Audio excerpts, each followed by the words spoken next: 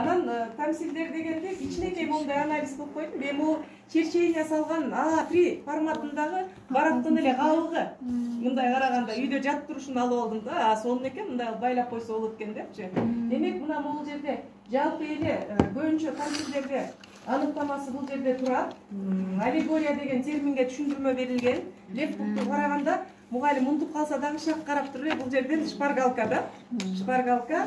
Андан тышкары жерде диск и көбүнчө сүрөттөр, себеби үй жаныбарлары, жапай жаныбарлар, куштар, майда жандыктар, мына ошолордун баардыгынын эң негизгиси бул жерде балдар сүрөт аркылуу мүнөздөмө берип, аны адамдын мүнөзүнө салыштырат.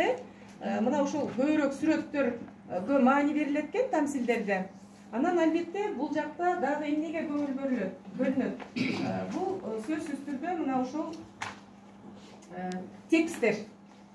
Тексттердин ичинен биз жалпы эле ошол тамсил деген каяктан келип чыккан, биз деги эле ушул кыргыздын кандай, ким деген тамсилчилери бар, кыргыз эмес башка улуттагы да кандай атактуу тамсилчилер өткөн, мына ошолордун баардыгы жөнүндөгү кыскача маалымат бул мугалим үчүн шпаргалка.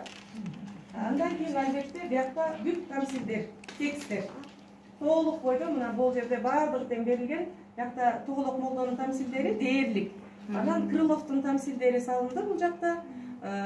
И француздардын дагы атактуу тамсилчиси бар экен. Мына ошол тамсилдердин баардыгы. Жаян, Акку, Чаян деги эле текст. Эң негизгиси текст таппай эле кыйналып калабыз да биз. А биякта ушул эмне тексттер бар болсо, карга менен түлкү, түлкү менен жүзүм, балдарга таратып салып туруп, 2-3төн бөлүп, образга кирип окуганга үйрөтсөк, анан арасынан сүрөттөрдү алып алып, биз үйрөнүп алдык. Мындай таажы жасап туруп эле сүрөттү биякка чаптай коюп, ошол образга кирип калат да, бала түлкү болуп, түлкүнүн образында сүйлөп берет. Демек, ал критерийлерди сиздер өзүңүздөр коюп койсоңуздар болот да. Жөн эле окуп койбойсуң, уңгулту оку, ошол образга кир десеңер балдар аткарат экен.